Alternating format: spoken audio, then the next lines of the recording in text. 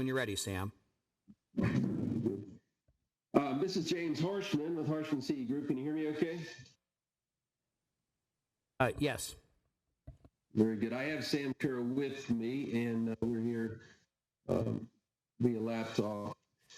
I'll just share briefly. So we're the engineering support East Dunkard Water Authority. We'll give you some background information just for perspective. East Dunkard Water Authority, located in Greene County, Pennsylvania, southwestern PA, mostly rural areas served, few village areas. The Water Authority was formed in 1969, currently serving approximately 1,650 customers.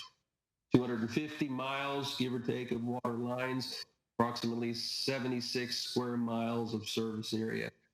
Some of the history of the Water Authority, historical growth has happened over the years, primarily funded through FHA, DCED, PENVEST, programs that were focused upon serving rural areas without public water.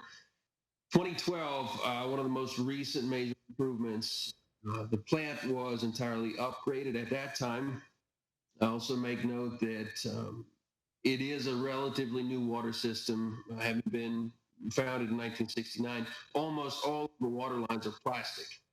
There's one exception to that, which is a major trunk line leaving the plant, crossing a state route and a railroad that is ductile iron. I'll talk briefly on some of the current challenges that we see the authority facing. They do have low user base compared to larger urban and suburban water suppliers, which turns into what I would call a limited operating budget by comparison, limited staff by comparison.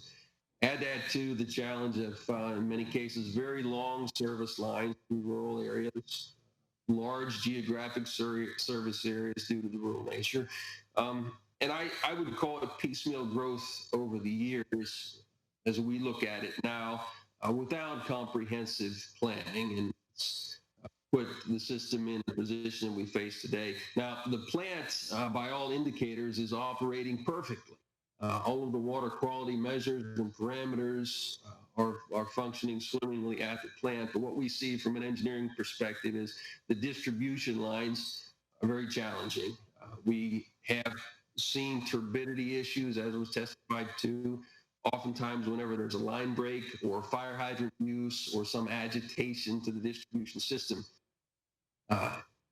Another challenge to the distribution system is that it is not readily able to be flushed for maintenance cleaning. One of the things that we've learned, having studied the system for the last couple of years, due to difficult topography, small diameter lines, and inadequate equipment, that would be valves, hydrants, dead-end lines, so that the authority is not able to perform on regular maintenance or flushing of the lines. Also, I'll say another challenge to our system, it provides domestic water service, but was not designed for fire service. And that's evident in a lot of the small diameter lines that we see in places. And also, current challenge is the operation is often responsive or reactive rather than proactive, just by the nature of that system. We have been available to respond immediately to any complaints on site within the hour to have water testing done. But even that is reactive in looking at the current challenges of the system. I'll make note of some recent improvements. Since we've been around over the last 4 or 5 years, the plant has spent a little over $70,000 to improve their backwash system by adding a pump. And the goal of that was to prevent agitation of the distribution system. That has helped by a small measure, according to what the folks down there tell us. We have spent a lot of time creating system mapping and locating the valves throughout the system. I know the challenge was that they did not have really a good paper set of network mapping. We've worked on that over the years. We're also in the process of providing the authority a good plan for maintenance, flushing, and cleaning of the lines. That's critical in our opinion, which will necessitate a lot of improvements throughout the system. Also, recent work has been done. Regulatory changes have come down the pike. that turned into some analytic data and emergency response improvements on the system. And those are some things that have been taken care of. I wanted to, in my list of things to share, also talk about potential state level support or assistance that we would see as beneficial. I'll talk about the fact that funding is a big deal. If we had the money to do the plans that we have in place, I think the authority would be able to accomplish some things. So grants and loans are paramount to what the authority is looking for. I think technical support is something the state would be able to provide, such as I know PennDOT has a local technical assistance program.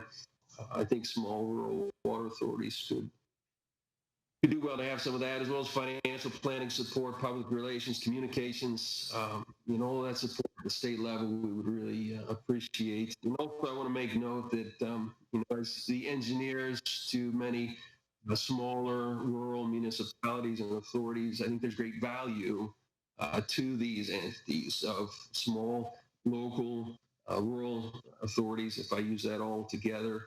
Compare that to the value you might put on a local general store, local hardware store, and compared to a Walmart, what you might find in the big city. I think everyone appreciates that, including the customers of the system, looking for the common goal here. If I'm just speaking off the cuff here, the goal for this committee hearing seems to be, what can we do to help? From an engineering standpoint, we've got some good measures on paper. We've got some funding, say cost estimates prepared of work that we think will help solve the problem. We have been working with the county through the block development program. We also have applications prepared for state level funding as well. The authority is working through some difficulties on the paperwork side of things. That is true. And I just want to give a thanks out to Representative Snyder's office. They've been very helpful in coaching and guiding them down this road. Final thoughts I put on my notes to share with you. The East Dunkard Water Authority was created by this local community, rooted in the character of the communities that it serves. And we're proud to be a part of it, to provide the engineering support that we do, and we appreciate the state support as well. And I also appreciate the comments and energy that's brought us to this level, because I think it could be helpful for us. Thank you for your time. Okay, thank you for your testimony. And I believe that